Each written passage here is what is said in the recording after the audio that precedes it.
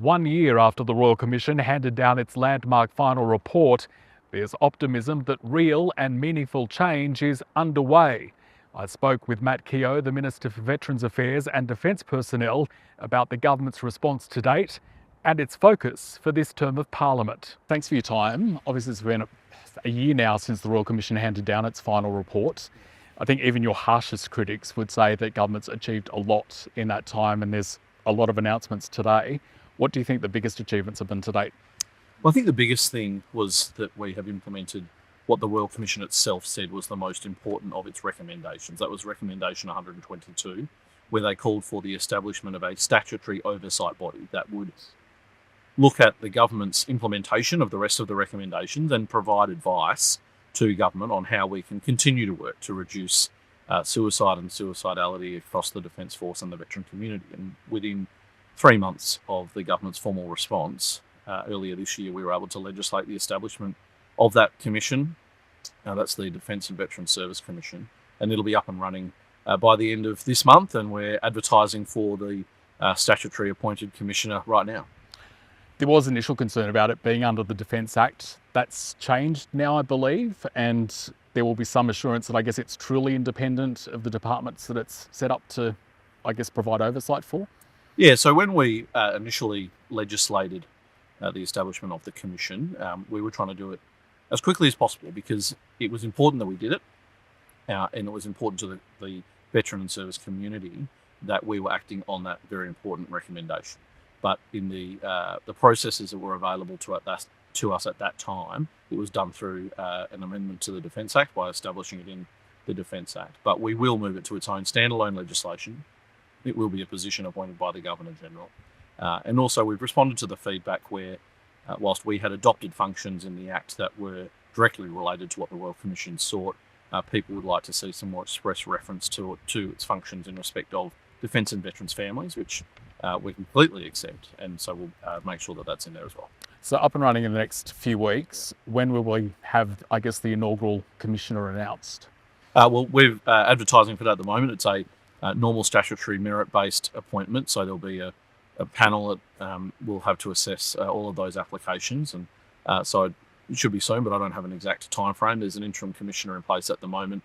It's been involved in setting up the organisation, getting it ready and going, so there'll be a commissioner in place, but then there'll be the permanent appointment made. So government started implementing recommendations from when the interim report handed down, and a lot was achieved. You've had DVA claims backlog cleared, the Vets Act passed, obviously the DVSCs being stood up, all big wins. I guess what's changed this time round? The Commission referred to, dozens of inquiries previously, hundreds of recommendations that were barely acted on. What's changed this time round? What's, I guess driven you to move these recommendations forward? We're a government that means what we say. And when we were in opposition, we were part of the campaign calling on the previous government to establish the Royal Commission. And so having called for it to be established in the first place, we're very much committed to then being able to deliver on the recommendations in the interim report and then the final report. And from our engagement with the sector more broadly, meeting with the family members of people who had taken their own lives, meeting with serving men and women and veterans, we could see the real genuine importance. And we knew this from the last time that Labor was in government as well. We conducted a number of inquiries then into cultural issues that were being confronted in the Department of Defence. It's clear from the Royal Commission that some of those still linger. And so we want to make sure that we fix up the culture where there are cultural problems in defence, but also in DVA. There was a foot on the hose when it came to DVA. The department wasn't being properly resourced, which meant there was a backlog of claims that had built up, and our veterans and their families weren't getting access to the supports that they needed and, frankly, the supports that they deserved. So resourcing the department properly was an obvious thing. And, we got a lot of criticism during the last election about having too many public servants. Well, those public servants were the ones that we employed in the Department of Veterans Affairs. It's now the best resourced it's been in 3 decades to make sure that it can get on with the job of processing claims. Is there a commitment there from government not to cut those resources going forward to ensure that backlog of claims doesn't re-emerge? Yeah, so there was a recommendation in the interim report of the Royal Commission that said that government had to make sure that the Department of Veterans Affairs was properly resourced to be able to deliver on processing those claims promptly and to make sure that there's good access to services, and we agreed to that recommendation. So those changes to, or the Vets Act comes into effect next July. Obviously, there'll be a period where people are adjusting to that, even advocates. I wanted to touch on advocates because the new Veterans Advocate Institute, I think, stands up from next month. That's another key development, isn't it? And will bring some quality assurance and I guess maybe some rigour to the advocacy space. One of the things we've seen, and I've certainly seen over the time that I've been the minister, is there's been increasing concern around the integrity of the advocacy system, the ecosystem for supporting our veterans, and that there are some bad players, frankly, and some people that are taking advantage of veterans. And so what the ex-service community has come together themselves, really, and DVA supported this work, is to create this institute that will set some ethical guidelines and requirements around what's necessary in the way in which people approach doing the work of being an advocate to make sure they're doing it in the best interests of the veteran that they're supporting. DVA, I think in a Senate, in its own submission to the Senate inquiry into advocacy and compensation support, said that they were concerned about increasing fraud, cowboy operators preying on vulnerable veterans. Yeah. How do we put a stop to that? Well, that's why we supported the inquiry being established, and it's just recently been re-established, because we could see this is occurring, and we have our own internal integrity measures that we can adopt, and also working with some of the other professional regulators. But at the end of the day, there's going to most likely need to be some sort of legislative response. Yep. But we need to make sure that we get the best evidence and views from across the ecosystem, from the advocate community itself, from veterans that have been seeking the support of advocates, to make sure that we get that right. And having a Senate inquiry process enables us to sort of flush all of that out. Yeah. I guess there is recognising the role that ESOs like RSL play in the advocacy space. Is there, I guess, potential or room for more government support of ESOs to expand that service offering? Yeah, I think it's really important to acknowledge that for over 100 years, organisations like RSL and more recently the Vietnam Veterans Association, the Air Force Association, have just have been standing behind veterans, supporting them with those volunteer advocates, free to use by the veteran. And we've seen that evolve into organisations like RSL and others who are now paying and employing advocates to work to support veterans, and that's incredibly important. And of course, as the system itself got more and more complex, you can understand why that was necessary. And I think what the Royal Commission, part of what it was saying, is they want to make sure that government's properly supporting that ecosystem. We already fund that to some degree in government, and it was interesting when I first became minister, there was a discussion about government should be funding advocates, and a discussion going on about we don't want government to fund advocates because we think it's a conflict of interest. I think there's a way through that. We're really keen to work with the broader advocacy ecosystem and the ex-service organisations around how we can do that. Just while we're on ESOs, obviously the ESO peak body is another piece of work that's been moving along. There's been a lot of consultation by DVA.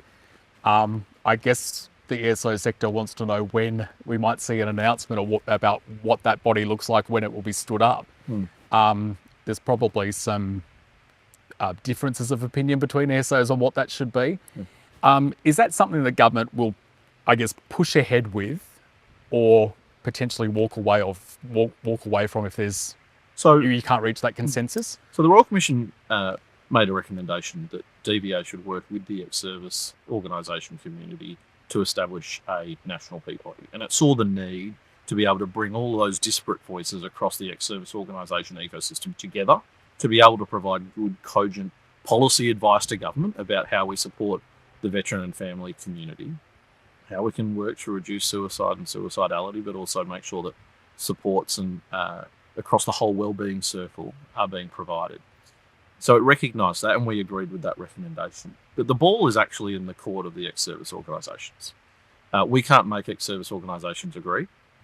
And as I said to the Royal Commission in my evidence, in order for there to be a successful ex-service organisation peak, it's got to be set up in terms of its governance and its membership to properly represent the broad diversity of the ex-service organisation community in terms of geography, service types, There's organisations that are broader, some that are focused on particular regiments and units, some that are more service provision oriented, some that are about representation of members, and making sure, and some that are very large and some that are quite small, and making sure that all of those different voices are properly represented in a way that the ex-service organisation community and the broader veteran community feel that they have ownership and control, and that this body properly represents them, is vitally important. Because if that doesn't happen, this organisation, if it gets off the ground, wouldn't be successful. And so it's been great to see the RSL lead, even before the Royal Commission's final report, lead a lot of work of consulting with other ex-service organisations in this space. And DVA has been working to then further that work that was going on with ex-service organisations. We really want to see this succeed. That's why we agreed to the recommendation. But ultimately, it would be up to the ex-service organisation community to sort of take the ownership, the running, to agree to a model. And without that, unfortunately, it won't be successful. And so I really urge the ex-service community to take up that opportunity. Wellbeing was a big focus of your address to Parliament this morning.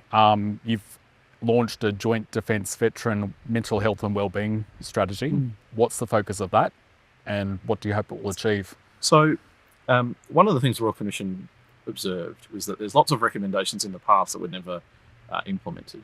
One of those was one made by the Productivity Commission back in 2019, that there should be, instead of two different sets of mental health and wellbeing strategies, one are sitting over in defence and one sitting over in DVA, that there should be one strategy that recognises that the continuum of the life of a serving member and veteran, things that happen during service, impact on wellbeing after service. It's not two discrete areas of life. And so we took up that recommendation and have been working since 2023 on developing a holistic wellbeing approach across the continuum of service. So from the time someone puts their uniform on to well after they take it off for the last time. And how will the defence and or the wellbeing agency that's being set up within DVA, how will that, lead that work, to ensure that there is that focus on wellbeing, from enlistment through, to transitioning out or separation? So one of the areas where you often find a gap in providing that wellbeing continuity from service through transition to post-service life is at the point of transition. And in the last few years, there's been a great increase in the sorts of services provided to support transition within defence. And what the Royal Commission recognised is that you don't want to have that gap and then become someone who's being supported by DVA. And so the Wellbeing Agency will look at to what extent the Wellbeing Agency will take over some of those transition services that have previously been provided by Defence, so that there is that continuity of connection where a veteran requires that additional support through transition. And that sort of reflects that marrying up of a wellbeing strategy that is through the whole continuum. Secretary Frame and DVA seem to have just, reflecting or watching what they've done over the last, 2 years or so. They've really seized the initiative and taken up the recommendations that relate to their department and run with them. I think any fair observer would say Defence has been a little bit more quiet or not so much out there talking about the reforms that they might be doing behind the scenes. We've seen a lot of media coverage in recent times around the sexual misconduct in the Defence Force again, the toxic culture. You've made some announcements today around women's veterans strategy and how and how that might address some of the recommendations out of the Royal Commission and fix that culture issue. Do you want to talk about that? Yeah, so this is work that started within DVA, but is also working with Defence around making sure that we see women and that there are some differences in approaches that are required when it comes to their healthcare, their supports post-service, their housing requirements, and a whole range of different issues, including the sexual misconduct issues that we've seen, and making sure that they're properly addressed, and recognising also that some of the things that DVA ends up providing support for are actually issues that are created or that have a genesis in Defence. And so we're working with Defence in development of that women veterans strategy as well. And I think it is true to say that there's been a lot of work happening in DVA. There has also been a lot of work happening in Defence. Defence, if you like, is an an inward-looking organisation in the sense that the people that it's looking to support are its own people. DVA is an outward service provider that is sort of facing more outward to veterans who come to seek services and support from it. So they operate in a different way. But I think as one example, over 67,000 defence personnel undertook suicide awareness training in just the first 6 months of this year. Now that's just one example of new training that's been rolled out and promptly across the entire Defence Force. There are things that are happening in terms of changes in how we operate military justice to make sure that it is operating, firstly, more fairly, more transparently, and reflecting the way the community would expect that system to work in greater parity with the civilian criminal justice system. There's changes that we're doing around wellbeing support within Defence, changes around the way the IGADF operates, making sure that it is more independent and more transparent in the work that it does.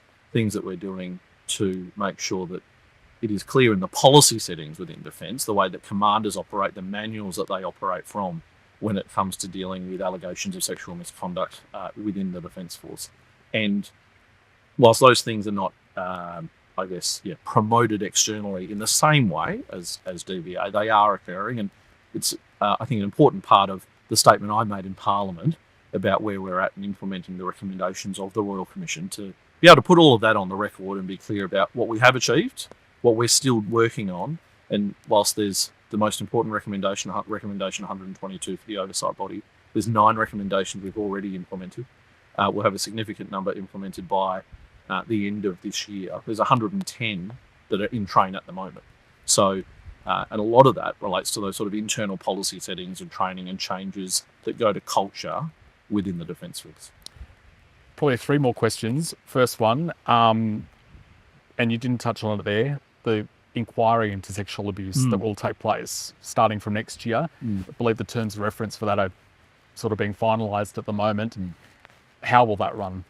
So there's, I guess, 2 sort of parts. One of the things the Royal Commission identified and was the subject of a separate recommendation was that the defence systems didn't really enable there to be a good grasp of what the prevalence of sexual misconduct is in the Defence Force. And so they called for there to be independent research done on that issue.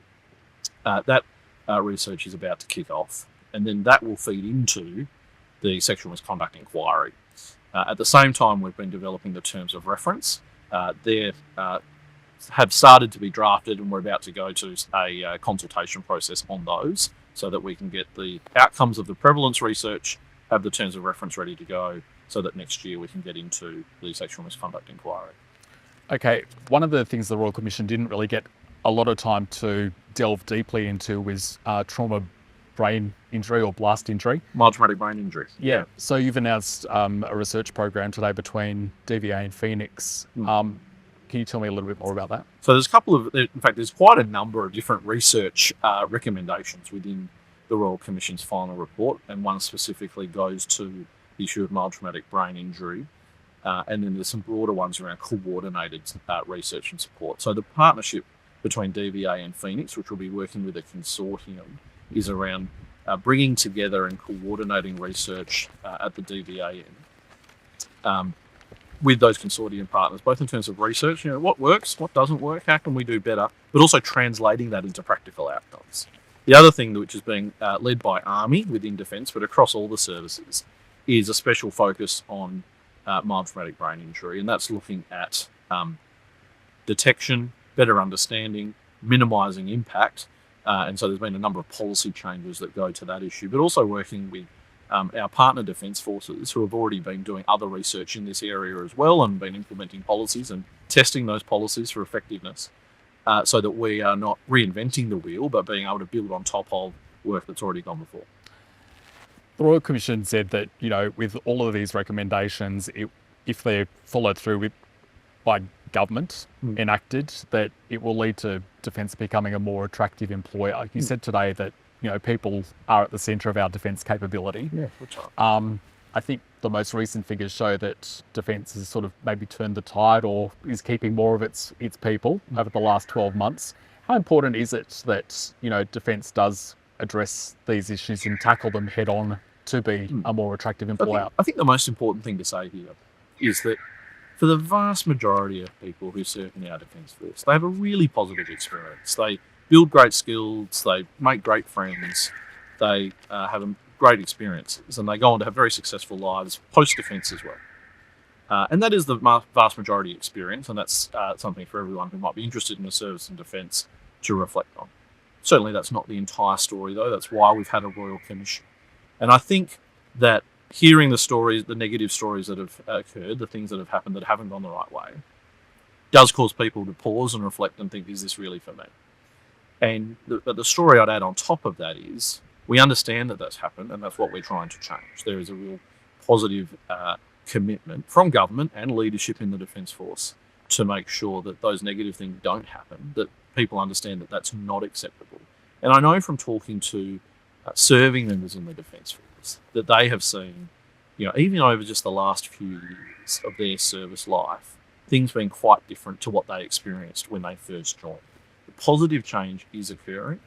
Obviously, it never occurs as fast as any of us would like it to. And we need to keep working on that as a government and as a leadership in defence.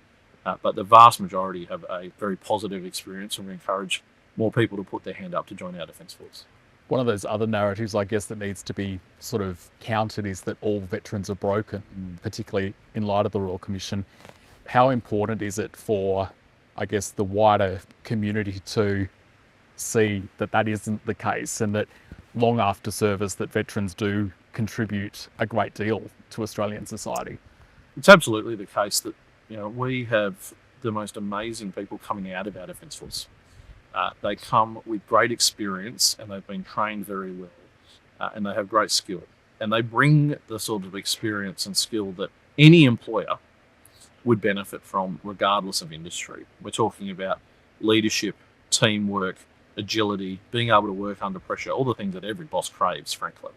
And we see that in where we see veterans show up in the workforce, and the way that bosses speak about the veterans that they have. They know that they're great workers. They give great value, and that's the story that we want people to understand. That we've invested heavily in them as a nation. They've shown us great service, and they come out with great capability to support any other industry or sector, and we see that every day, and we like to celebrate that as part of the Prime Minister's Veterans Employment Award, both acknowledging employers and employees and the great work that they do. Many people touched by military suicide relived their trauma and their great pain to, I guess, in the hope that others wouldn't go through the same thing. 12 months on from the Royal Commission, reflecting what's been achieved so far, what your focus is going forward, what's your message to them today? I really want to say thank you to all of the people that campaigned for the Royal Commission, the people that came forward to give evidence before the Royal Commission, whether that was in public or through a private session. It's hard to relive an experience, to be able to share it and to share it rawly and authentically.